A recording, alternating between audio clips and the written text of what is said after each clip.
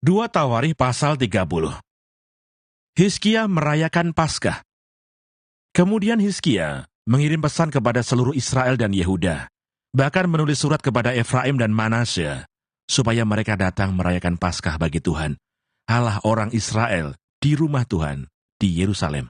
Raja bersama-sama para pemimpin dan seluruh jemaah di Yerusalem merancangkan untuk merayakan Paskah pada bulan kedua, karena mereka tidak dapat merayakannya pada waktunya, sebab para imam belum menguduskan diri dalam jumlah yang cukup dan rakyat belum terkumpul di Yerusalem. Rancangan itu diterima baik oleh raja dan seluruh jemaah. Mereka memutuskan untuk menyiarkan maklumat di seluruh Israel, dari Beersheba sampai Dan, supaya masing-masing datang ke Yerusalem merayakan Paskah bagi Tuhan, Allah Israel, karena mereka belum merayakannya secara umum seperti yang ada tertulis. Maka berangkatlah pesuruh-pesuruh cepat ke seluruh Israel dan Yehuda, membawa surat dari raja dan para pemimpin, dan mengatakan sesuai dengan perintah raja. Hai orang Israel, kembalilah kepada Tuhan, Allah Abraham, Ishak dan Israel, maka ia akan kembali kepada yang tertinggal daripada kamu, yakni mereka yang terluput dari tangan raja-raja Asyur.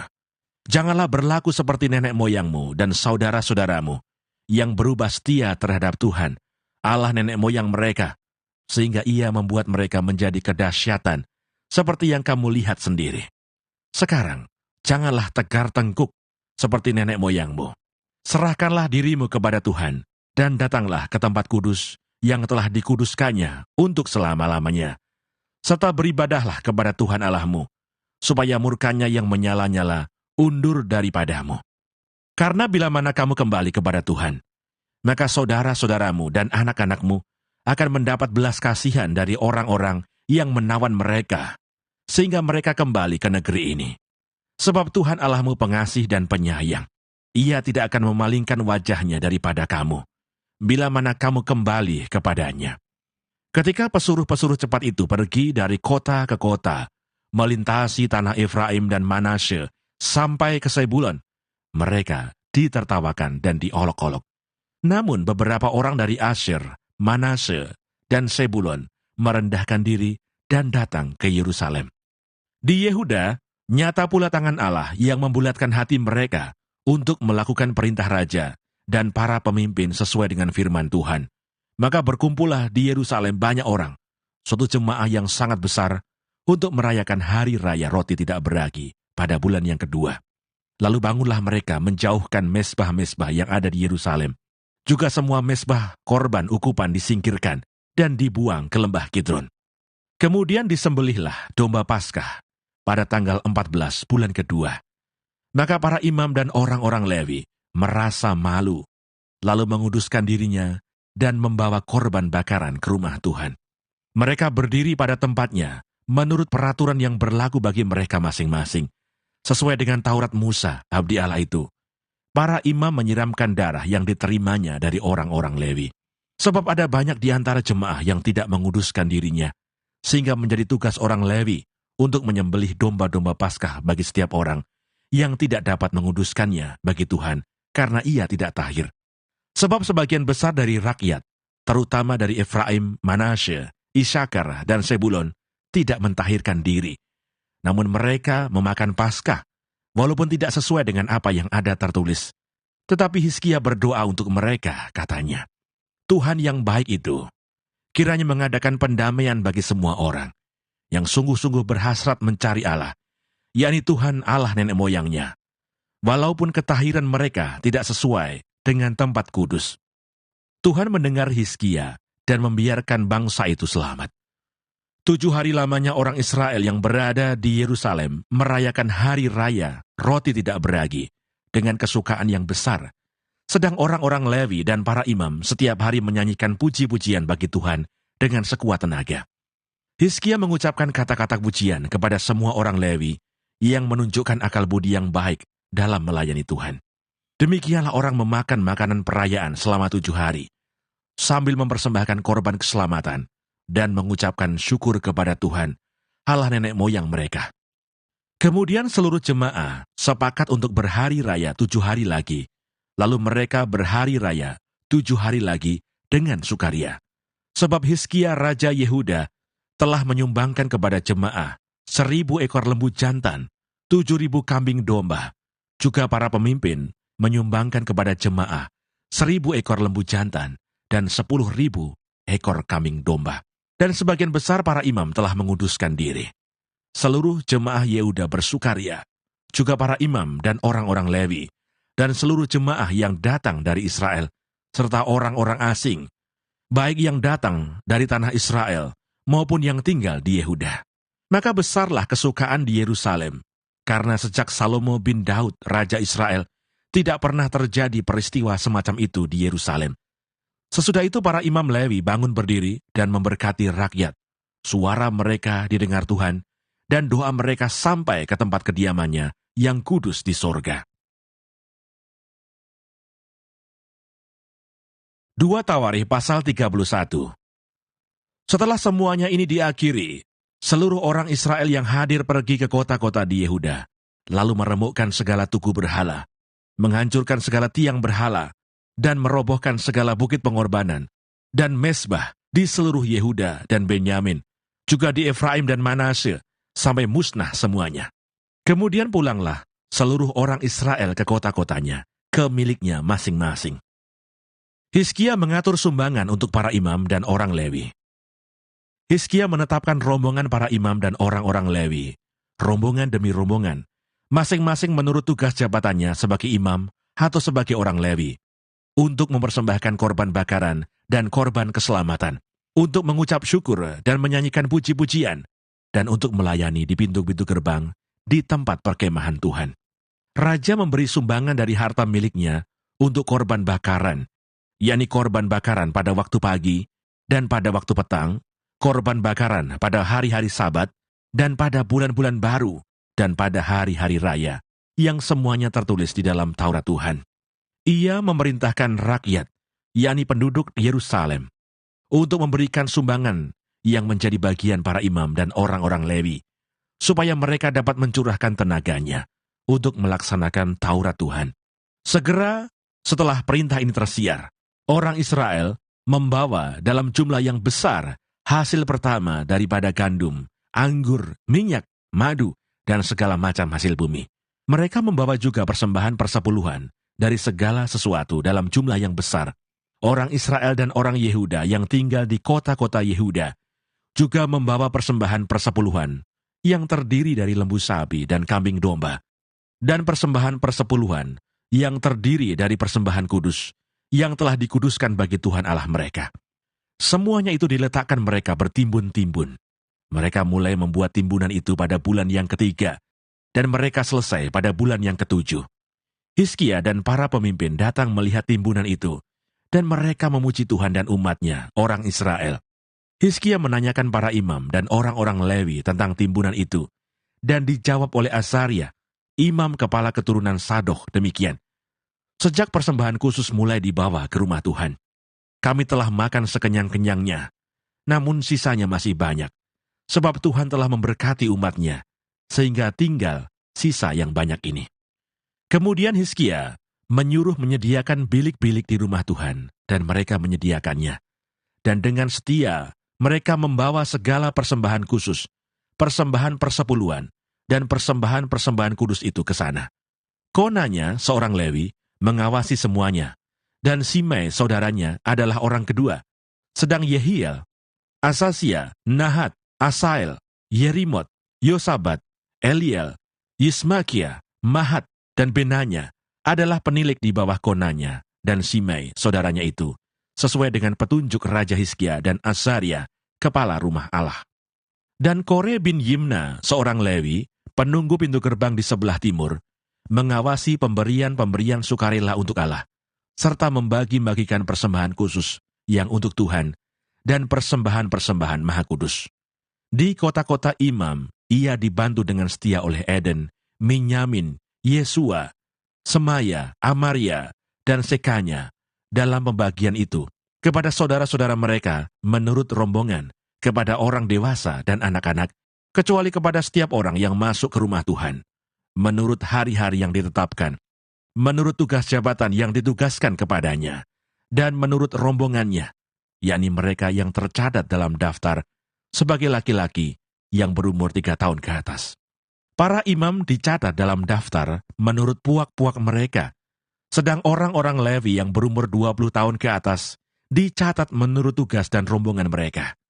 Para imam terdaftar dengan seluruh keluarga mereka, yakni istri, anak laki-laki dan perempuan, seluruh kaum itu, karena dengan setia mereka menguduskan diri untuk persembahan kudus. Bagi keturunan Harun, yakni imam-imam, yang tinggal di padang-padang pengembalaan sekitar kota-kota mereka, di setiap kota ada orang-orang yang ditunjuk dengan disebut namanya, untuk mengadakan pembagian kepada setiap orang laki-laki, dari keluarga imam, dan kepada setiap orang Lewi yang terdaftar. Demikianlah perbuatan Hizkia di seluruh Yehuda. Ia melakukan apa yang baik, apa yang jujur, dan apa yang benar di hadapan Tuhan Allahnya. Dalam setiap usaha yang dimulainya, untuk pelayanannya terhadap rumah Allah, dan untuk pelaksanaan Taurat dan perintah Allah. Ia mencari Allahnya. Semuanya dilakukannya dengan segenap hati, sehingga segala usahanya berhasil. 2 Tawarikh pasal 32. Yerusalem dikepung oleh Sanherib. Setelah peristiwa yang menunjukkan kesetiaan Hizkia itu, datanglah Sanherib Raja Asyur menyerbu Yehuda. Ia mengepung kota-kota berkubu dan berniat merebutnya. Ketika Hizkia mengetahui bahwa Sanherib datang, hendak memerangi Yerusalem, ia berunding dengan para panglima dan pahlawannya untuk menutup segala mata air yang terdapat di luar kota, dan mereka itu bersedia membantunya. Maka berkumpullah banyak orang. Mereka menutup semua mata air dan sungai yang mengalir dari tengah-tengah negeri itu. Kata mereka, "Mengapa raja-raja Asyur harus mendapat banyak air kalau mereka datang?" Dengan sekuat tenaga, Hizkia membangun kembali seluruh tembok yang telah terbongkar, mendirikan menara-menara di atasnya, dan tembok yang lain di luarnya. Ia memperkuat juga Milo di kota Daud, dan membuat lembing dan perisai dalam jumlah yang besar. Ia mengangkat panglima-panglima perang yang mengepalai rakyat, menyuruh mereka berkumpul kepadanya di halaman pintu gerbang kota, dan menenangkan hati mereka dengan kata-kata, "Kuatkanlah dan teguhkanlah hatimu. Janganlah takut dan terkejut terhadap Raja Asyur, serta seluruh laskar yang menyertainya. Karena yang menyertai kita lebih banyak daripada yang menyertai dia. Yang menyertai dia adalah tangan manusia, tetapi yang menyertai kita adalah Tuhan Allah kita, yang membantu kita dan melakukan peperangan kita." Oleh kata-kata Hizkia, Raja Yehuda itu, rakyat mendapat kepercayaannya kembali. Sesudah itu Sanherib Raja Asyur yang sedang mengepung Lakis dengan seluruh kekuatan tentaranya, mengutus beberapa pegawai ke Yerusalem kepada Hizkia, Raja Yehuda, dan kepada semua orang Yehuda yang ada di Yerusalem dengan pesan, "Beginilah titah Sanherib Raja Asyur. Apakah yang kamu harapkan?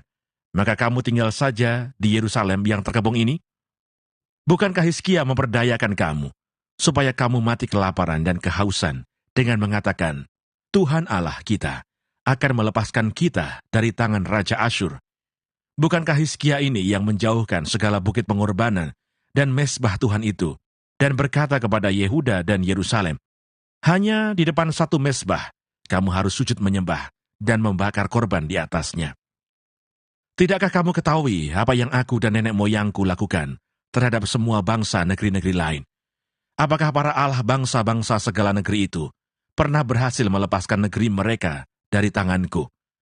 Siapa daripada semua allah bangsa-bangsa yang sudah ditumpas nenek moyangku itu dapat melepaskan bangsanya dari tanganku? Masakan Allahmu dapat melepaskan kamu dari tanganku? Sekarang janganlah Hizkia memperdayakan dan membujuk kamu seperti ini. Janganlah percaya kepadanya, karena tidak ada Allah dari bangsa atau kerajaan manapun yang dapat melepaskan bangsanya dari tanganku dan dari tangan nenek moyangku. Lebih-lebih lagi Allahmu itu takkan dapat melepaskan kamu dari tanganku." Dan masih banyak lagi yang diucapkan pegawai-pegawai Sanherib itu menentang Tuhan Allah dan menentang Hizkia hambanya. Ia menulis juga surat yang penuh cela dan hujat terhadap Tuhan Allah Israel, bunyinya, "Sebagaimana para allah bangsa-bangsa segala negeri lain tidak dapat melepaskan bangsanya dari tanganku, demikian pula Allah Hizkia takkan dapat melepaskan bangsanya dari tanganku." Dan mereka berseru dengan suara nyaring dalam bahasa Yehuda kepada rakyat Yerusalem yang ada di atas tembok untuk menakutkan dan mengejutkan mereka, supaya mereka dapat merebut kota itu. Mereka berbicara tentang Allah Yerusalem, seperti tentang para allah bangsa-bangsa di dunia, adalah buatan tangan manusia. Yerusalem luput dari tangan Sanherib. Tetapi oleh karena itu Raja Hizkia dan Nabi Yesaya bin Amos berdoa dan berseru kepada surga. Lalu Tuhan mengirim malaikat yang melenyapkan semua pahlawan yang gagah perkasa, pemuka dan panglima yang ada di perkemahan Raja Asyur, sehingga ia kemalu-maluan kembali ke negerinya. Kemudian ia ditewaskan dengan pedang oleh anak-anak kandungnya sendiri ketika ia memasuki rumah Allahnya. Demikianlah Tuhan menyelamatkan Hizkia dan penduduk Yerusalem dari tangan Sanherib Raja Asyur dan dari tangan semua musuhnya. Dan ia mengaruniakan keamanan kepada mereka di segala penjuru.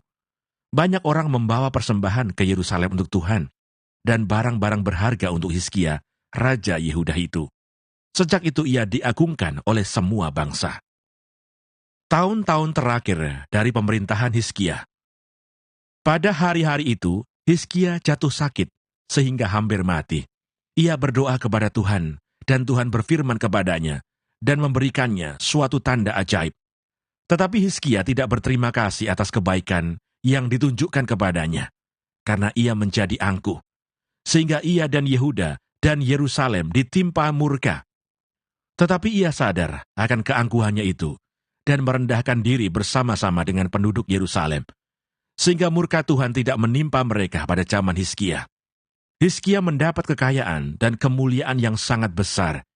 Ia membuat perbendaharaan-perbendaharaan untuk emas, perak, batu permata yang mahal-mahal, rempah-rempah, perisai-perisai, dan segala macam barang yang indah-indah.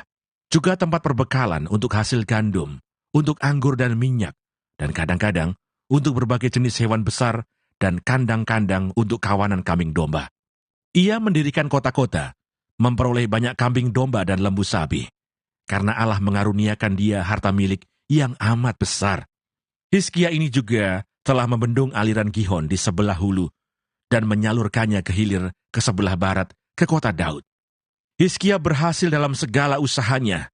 Demikianlah juga ketika utusan-utusan raja-raja Babel datang kepadanya untuk menanyakan tentang tanda ajaib yang telah terjadi di negeri. Ketika itu Allah meninggalkan dia untuk mencobainya, supaya diketahui segala isi hatinya. Selebihnya dari riwayat Hizkia dan perbuatan-perbuatannya yang setia, sesungguhnya semuanya itu tertulis dalam penglihatan Nabi Yesaya bin Amos, dalam kitab Raja-Raja Yehuda dan Israel. Kemudian Hizkia mendapat perhentian bersama-sama dengan nenek moyangnya, dan dikuburkan di pendakian ke pekuburan anak-anak Daud. Pada waktu kematiannya, seluruh Yehuda dan penduduk Yerusalem memberi penghormatan kepadanya. Maka Manasye anaknya menjadi raja menggantikan dia.